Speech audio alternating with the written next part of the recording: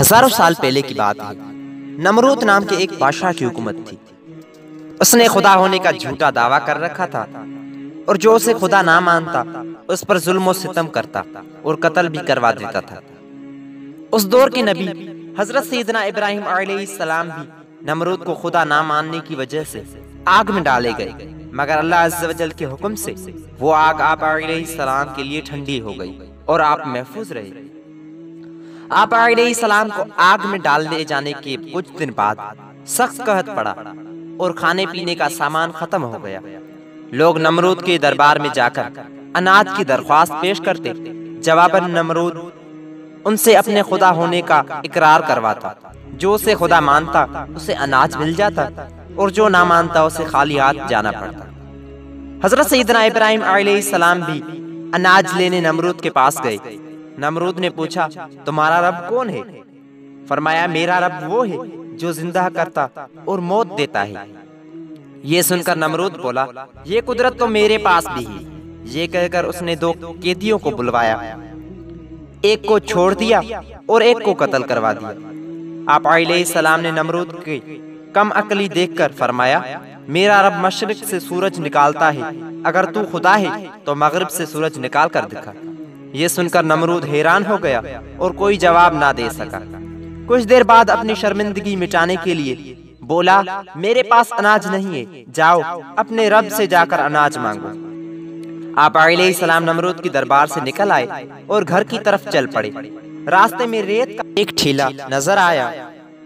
आप अलैहिस्सलाम घर वालों को खुश करने के लिए उस रेत से एक थैला भरकर घर ले आए और सो गए। अल्लाह की शान देखिए कि आपकी बीबी हजरत सैयदतुना सारा रज़ियल्लाहु ताला अन्हा ने थैला खोला तो वो आटे से भरा हुआ निकला। उन्होंने फौरन रोटियां बनाई और आपको जगाया। रोटियां देखकर आप अलैहिस्सलाम बोले, ये कहां से आई?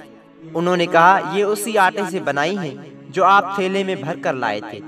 आप अलैहिस्सलाम समझ गए कि अल्लाह पाक की तरफ से रेत आटे में तब्दील हो गई है। चुनाचे आपने अल्लाह अज़्ज़ व जल का शुक्र अदा किया।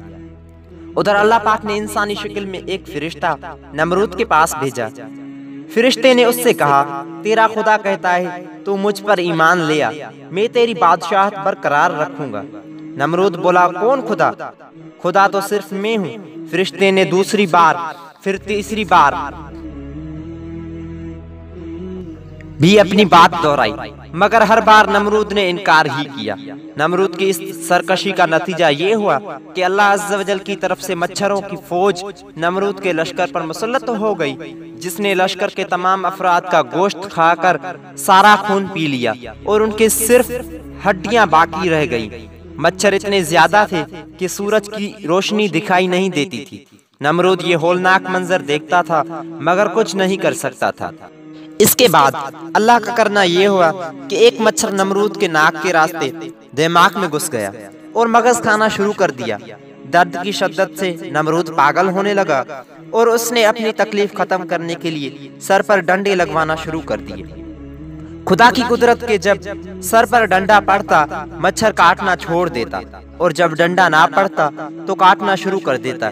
कैफियत ये हो चुकी थी कि जो शख्स नमरूद के सर पर जोरदार चपट लगाता वो उसका हमदर्द कहलाता।